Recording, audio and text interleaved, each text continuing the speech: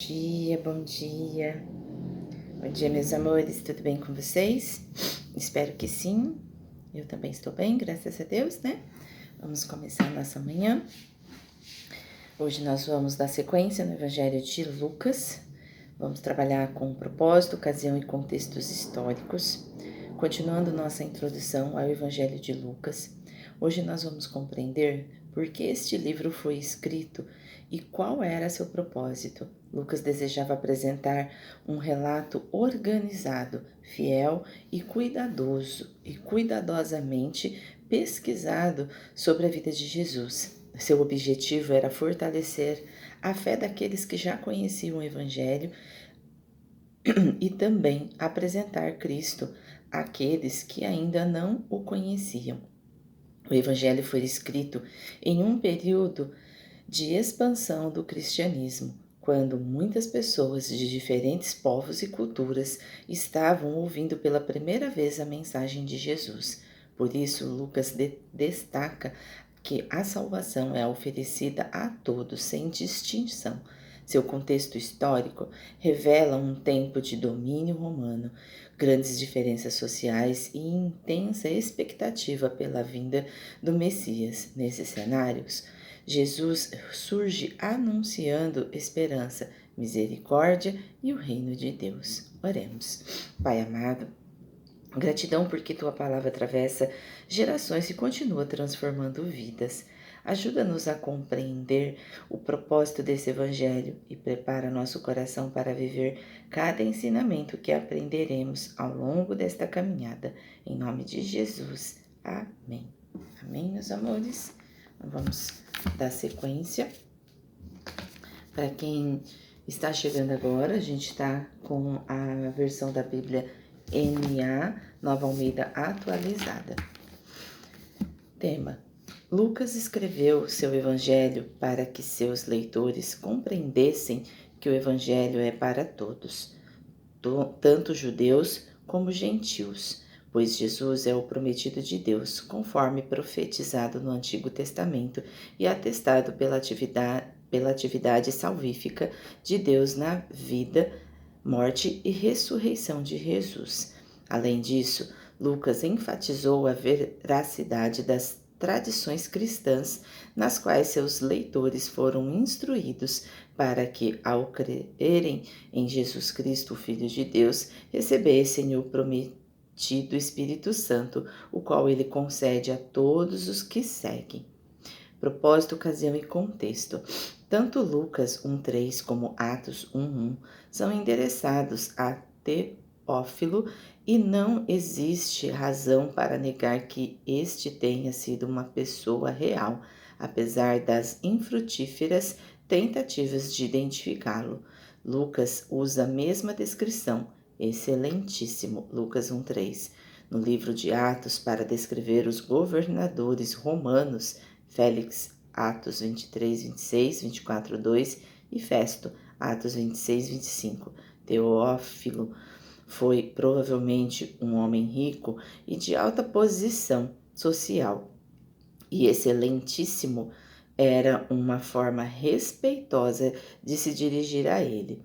O público-alvo mais amplo de Lucas consiste principalmente de cristãos gentios, tais como Teófilo, que já haviam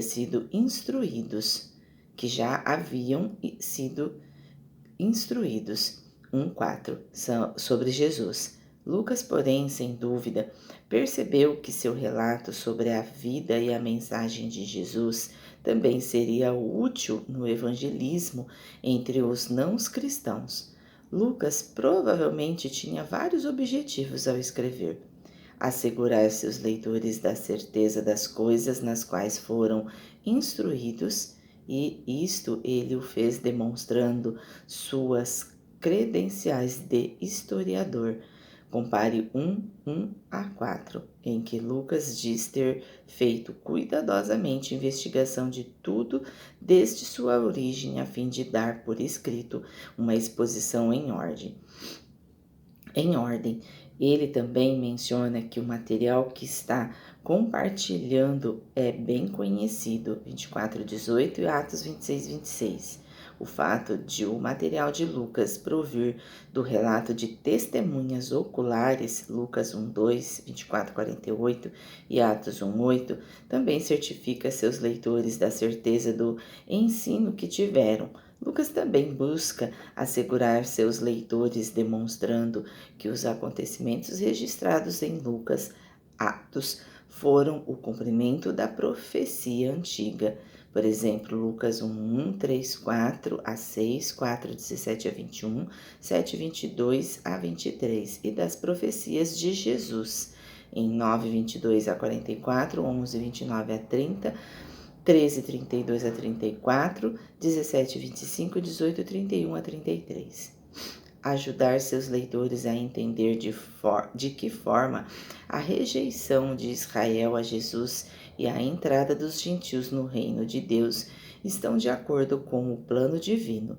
Lucas enfatiza que o cristianismo não é uma realidade,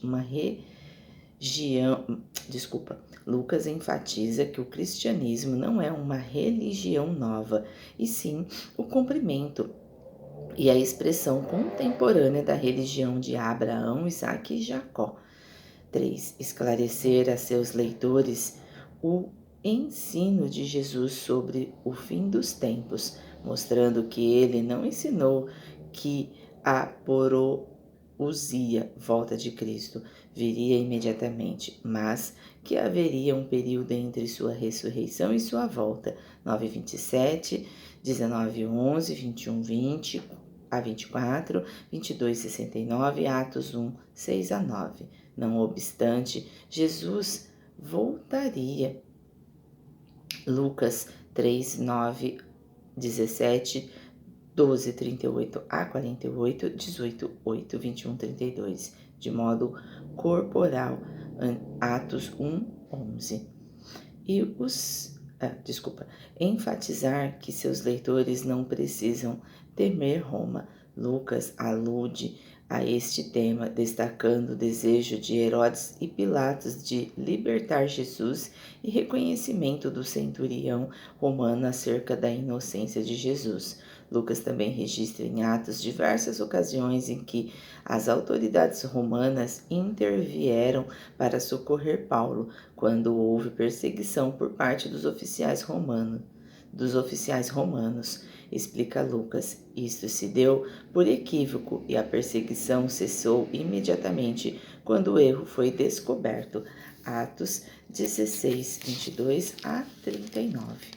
Aí depois, na sequência, nós temos o mapa, antes da cronologia, que é o cenário de Lucas. Os acontecimentos do livro de Lucas sucedem quase que exclusivamente nas imediações da Palestina, numa área em que se estende aproximadamente desde Cesárea de Filipe, ao norte de Betseba, ao sul.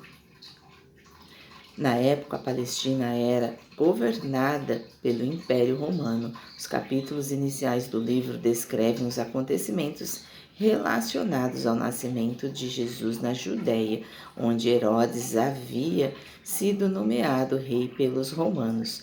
Os capítulos finais encerram com a morte, a ressurreição e a ascensão de Jesus durante o reinado de Pôncio Pilatos e dos tetrarcas Antipas e Felipe. E aí amanhã a gente faz o encerramento desse processo da introdução de Lucas. E aí depois a gente vai falar um pouquinho no dia 213 sobre quem eram os 12 apóstolos. Acho que isso vai dar uma um bom conhecimento aí para nós, ao longo dessa caminhada, principalmente ao começar Lucas. E assim, no dia 214, a gente já começa fazendo a leitura do Evangelho de Lucas. Que possamos assim estar nessa consciência sempre para com os nossos estudos e os nossos conhecimentos. Analogia dessa leitura. Todo livro possui um propósito. Lucas não escreveu apenas para registrar acontecimentos, ele escreveu para fortalecer a fé. Enquanto muitos enxergavam apenas os acontecimentos da época, Lucas procurava mostrar como Deus estava agindo em cada detalhe da história. Deus nunca trabalha por acaso. Mesmo em tempos difíceis, ele continua conduzindo os seus planos. Ao conhecermos o contexto em que este evangelho foi escrito, percebemos que a esperança não nasceu em dias fáceis. Ela nasceu em meio às dificuldades. Isso também acontece conosco. Muitas vezes esperamos que tudo seja perfeito para acreditar. Lucas nos lembra que Deus costuma revelar sua graça justamente quando mais precisamos dela. E muitas vezes a gente vai perdendo, aos pouquinhos a esperança desse caminhar. E muitas das vezes Deus vai nos mostrar e vai dar as suas revelações ao nosso caminho nesses momentos mais difíceis, quando nós estamos constantemente andando com Ele, quando nós constantemente estamos nos relacionando com Ele, quando constantemente buscamos assim a vossa presença. Amém? Reflexão do dia. Tenho conseguido perceber a ação de Deus também nos momentos difíceis da minha caminhada? Como Deus age nos momentos difíceis da sua caminhada? Você consegue perceber as revelações, as pessoas que Deus faz chegar até você, os conhecimentos, as situações que Deus faz chegar até você? Como que tem sido isso ao longo da sua jornada? Refletimos sobre isso. Abraço de Lucas. Hoje procure oferecer esperança a alguém. Às vezes, uma palavra de incentivo, uma mensagem ou simplesmente sua presença podem lembrar uma pessoa de que Deus continua cuidando dela. Às vezes, somente você responder uma mensagem para uma pessoa que está em aflição. Às vezes, um abraço, ou às vezes você só ficar ouvindo aquela pessoa já oferece esperança a ela. Amém? Olhar de Lucas. A presença floresce quando aprendemos a enxergar Deus agindo, mesmo nos dias difíceis. Quando nós pensamos em esperança, não é esperar. Esperança é você confiar, é você acreditar que mesmo que você esteja passando pela tempestade, com certeza ela irá passar. Quando está chovendo, você tem certeza que uma hora a chuva vai passar e o sol vai vir, não é? Então a esperança é mais ou menos assim. Você vivencia, você curte aquele momento de chuva, não é? Às vezes a gente até brinca, eu já dancei na chuva. Então, de felicidade ali que tá chovendo, né? Eu sei que ninguém vai ficar pulando de alegria quando tá passando por dificuldade, por dores, por situações ruins, mas a gente tenta entender aquela dificuldade, olhar para aquela dificuldade. Por que será que eu tô passando por isso? O que será que eu preciso perceber diante dessas dificuldades? O que eu preciso entender para continuar a caminhada desse meu propósito, com esse objetivo que Deus quer me mostrar? Às vezes, quando a gente olha para isso, a gente consegue deixar essa esperança florescer e enxergar Deus agindo, mesmo nesses momentos difíceis. Amém? Oremos. Senhor Deus, gratidão porque Tu permaneces presente em todas as épocas e circunstâncias. Fortaleça nossa fé e ajuda-nos a reconhecer Teus cuidados em cada detalhe da vida. Que este Evangelho nos aproxime ainda mais do teu coração. Em nome de Jesus. Amém. Amém, meus amores? Que possamos ter um dia de esperança. Um dia que possamos entregar os nossos objetivos ao Pai e permitir que Ele faça a sua ação. Até amanhã.